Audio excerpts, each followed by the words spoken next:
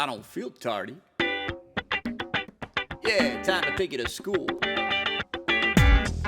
Hurd class. Learn music, Hurd class. notation, Hurd class. sight reading, Hurd class. theory, not to mention history. So open your ears, lose your fears, and get ready to learn to read music. Hurd's class. Hi, and welcome to Hurd's Class, Episode 11.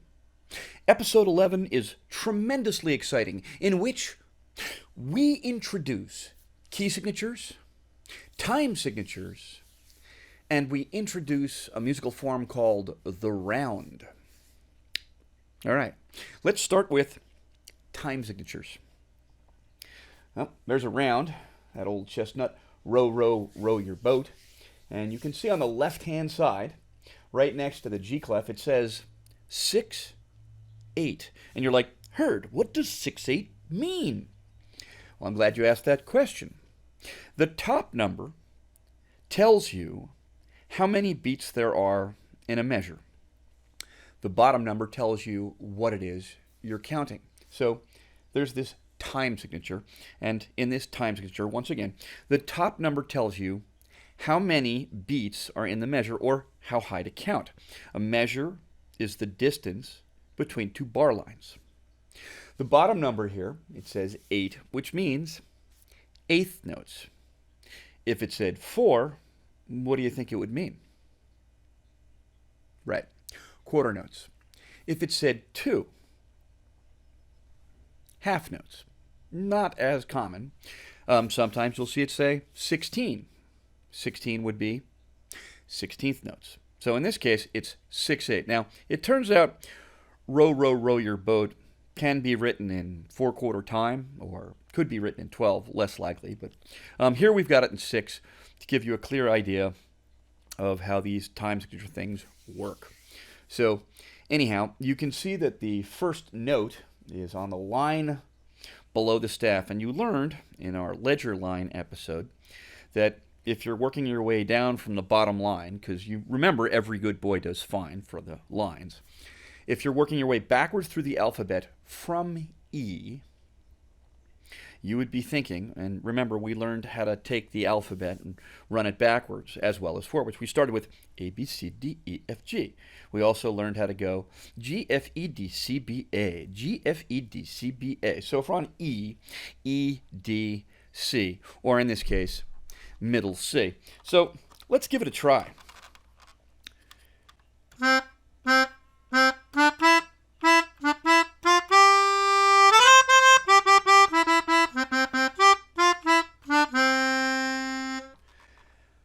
You know that melody. You've definitely heard that melody, row, row, row your boat. But what makes it a round? Well, let's show you using software. Now, in this example, we've put it in the key of D. You can see the two sharps on the left-hand side. We'll let this play. You'll hear the melody first, and then you'll hear the melody entering every 2 measures. And this is why they call it a round. It's called a perpetual canon, if you will.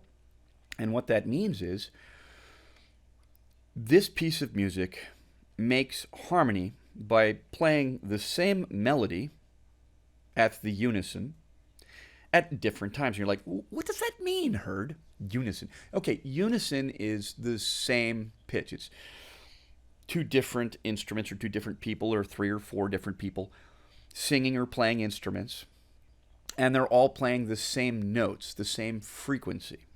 That's what unison means, the same note or the same frequency. But they're starting at different times. In this case, every 2 measures. So row, row, row your boat is a 4-part round, or some people call them catches. Back in the day when there was no radio and there was no recordings of anything, many houses at the beginnings of literacy, say in the year 1600, 1700, might have a few books at home. One might be a cookbook, one might be a family Bible, and the third book would oftentimes be a book full of music, which people would read for entertainment purposes. So for somebody living in Europe at this time, those were very common books to have because literacy didn't happen overnight. When the printing press was invented, that's when literacy began to take off. That's when music began to take off because people no longer needed to hand copy music. So when you're going, well, why is it Guido of Arezzo invented written music 1,000 years ago, but the only people who read it were monks for a long time? Well, part of it was hard to copy, and books were very expensive, and until you could mass produce books, like music books, most people didn't know how to read. So anyhow, let's take a look at Row, Row, Row Your Boat, and we'll see that put together.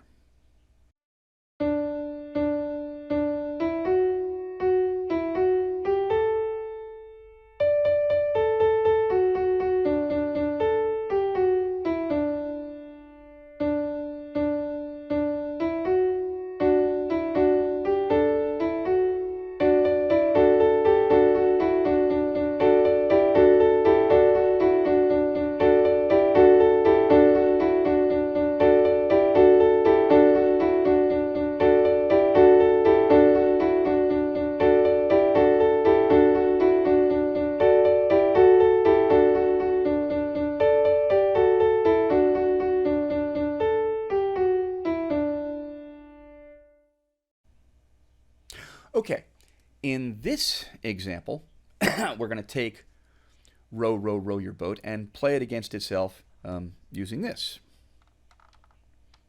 So I'll take the recording I made before and I'll use the magic of video to give multiple parts and loop it.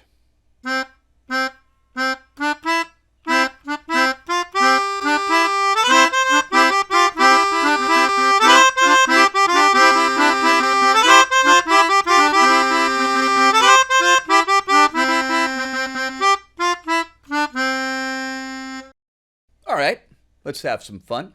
Let's try and sing this now. So I'm going to start here on C, the C below middle C, and you'll probably start on middle C. The vocal range for most kids goes from the A below middle C to somewhere around the C above middle C, or maybe as high as the G above that. Or in extreme cases, some people may have a 2-octave range or more than 2-octave range, and they'll get all the way up to that C above the C above middle C. Anyhow, I'm going to be starting here. You start there. 1, 2, ready, go. Row, row, row your boat gently down the stream. Merrily, merrily, merrily, merrily, life is but a dream. Row, row, row your boat gently down the stream. Row your boat merrily down the stream. Merrily, merrily, merrily, merrily, life is but a dream. Merrily, merrily, merrily, merrily, merrily, life is but a dream. Okay, so let's do another round. Let's go back in the time machine. Let's go back about 420 years to Old England, and we'll pull out one that has a lyric that's strangely appropriate for these times. So this is called Hey Ho, Nobody Home. And the lyric goes like this. Hey ho, nobody home. No food, nor drink, nor money have I none. Yet I will be merry. So the French might say, plus ça change, plus c'est la même chose, no? Which would mean the more things change, the more they stay the same, which is to say life is very cyclical. So the point of the song is, even when things are tough, you can feel okay about it. We're going to do this first in the key of A minor, and I'll play it on this instrument, the melodica. So here's Hey Ho, Nobody Home in A minor.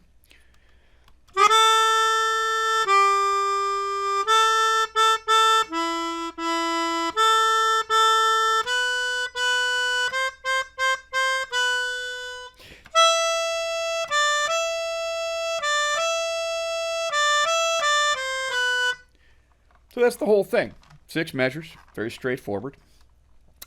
So We're going to introduce the concept of key signatures right now through pointing out that every key signature has a partner key. That is to say, if you have a major key, for example, C major, which is usually the first thing we learn because there's no sharps and no flats in the key signature, that C major has a partner key, A minor. If you go down a minor third from any major key, you will find its partner key, it's relative minor. There are families of keys, exactly the same notes, but you're starting on a different note. So if I started on C and I played a C scale, it sounds happy. If I start on A, it sounds sad. So in this case, I'm going to start in a key with two flats, B flat. So there's a B flat and an E flat in the key signature. You can see the B flat on the middle line where B lives. You can see the E in the top space where E lives. But rather than starting on B flat, I'm going to start on G.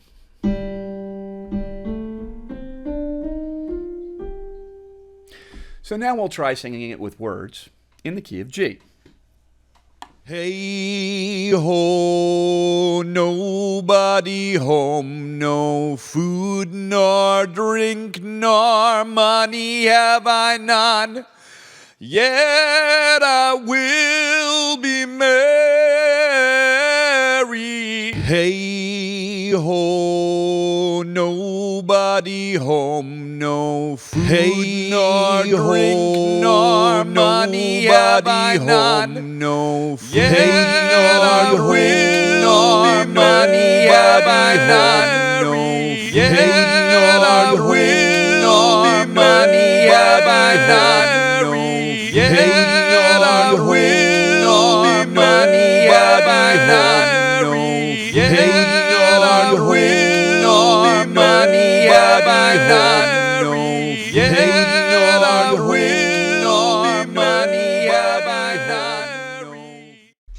All right, so what we're going to do now is we'll add a beat to it and try to make it a little more contemporary and really get just, well, frankly, just a little self-indulgent. Hey ho, nobody home, no food nor drink nor money have I none, yet I will be merry. Hey ho, nobody home, no food nor drink nor money have I none, no yet I will be money have I none, yet I will be money have I none, yet I will be money have I none, yet I will be money have I none, yet I will be money have I none.